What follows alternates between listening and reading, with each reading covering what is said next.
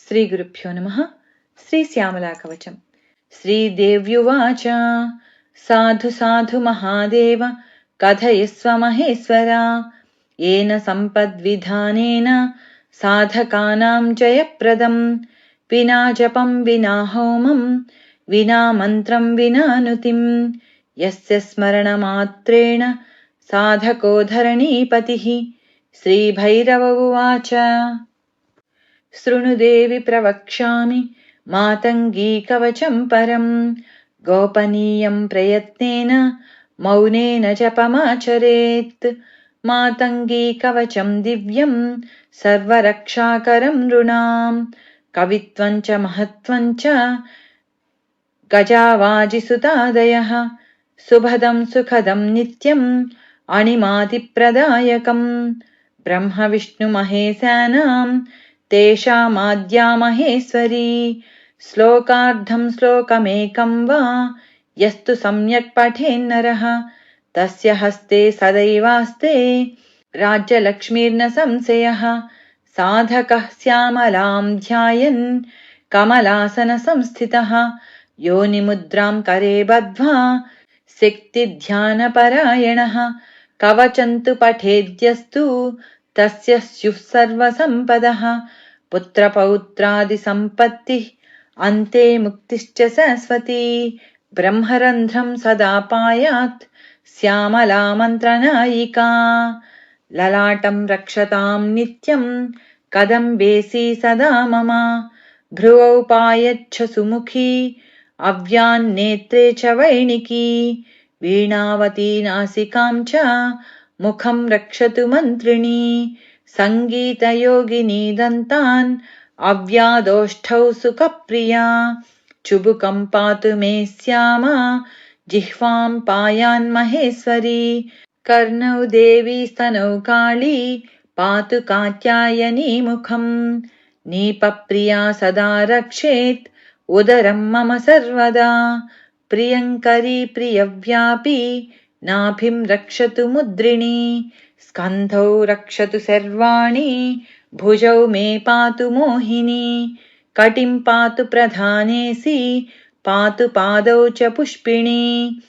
आपादमस्तकं श्यामा पूर्वे रक्षतु पुष्टिदा उत्तरे त्रिपुरा रक्षेत् विद्या रक्षतु पश्चिमे विजया दक्षिणे पातु मेधा रक्षतु चानले प्राज्ञा रक्षतु नैऋत्यां वायव्यां शुभलक्षणा ईशान्यां रक्षताद्देवी मातङ्गी शुभकारिणी ऊर्ध्वं पातु सदा देवी देवानां हितकारिणी पातळे पातु मां नित्या वासुकी विश्वरूपिणी अकारादिक्षकारान्तमातृकारूपधारिणी आपादमस्तकं पायात् अष्टमातृस्वरूपिणी अवर्गसम्भवा ब्राह्मी मुखं रक्षतु सर्वदा कवर्गस्थातु माहेशी पातु दक्षभुजं तथा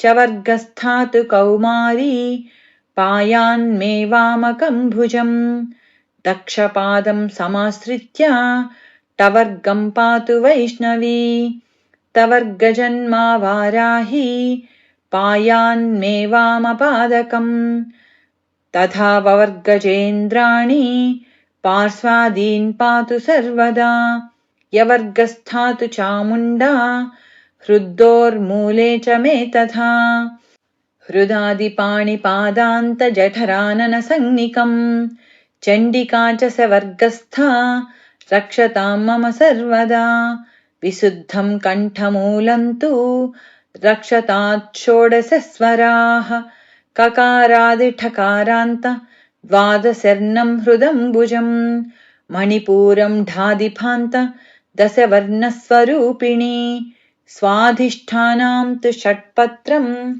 वादिलान्तस्वरूपिणी वादिसान्तस्वरूपाव्यान् मूलाधारं चतुर्दलं हंसार्णमाग्नाद्विदलं भ्रुवोर्मध्यं सदावतु अकारादिक्षकारान्तमातृका बीजरूपिणी मातङ्गी मां सदा रक्षेत् आपादतलमस्तकम्।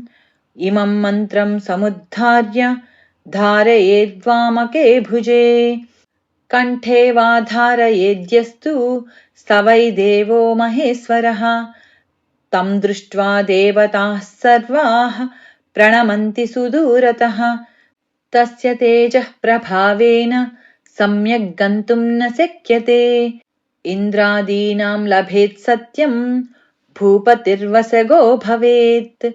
वाक्सिद्धिर्जायते तस्य अणिमाद्यष्टसिद्धयः।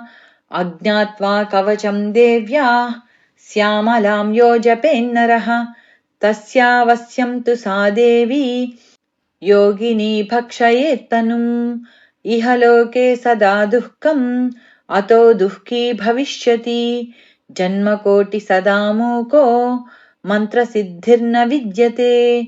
गुरुपादौ नमस्कृत्य यथा मन्त्रं भवेत् सुधीः तथा तु कवचं देव्याः सफलं गुरुसेवया। इह लोके नृपो भूत्वा पठेन्मुक्तो भविष्यति। बोधयेत् परशिष्याय दुर्जनाय सुरेश्वरी। निन्दकाय कुशीलाय शक्तिहिंसापराय च। यो ददाति न सिद्ध्येत मातङ्गी कवचं शुभम्।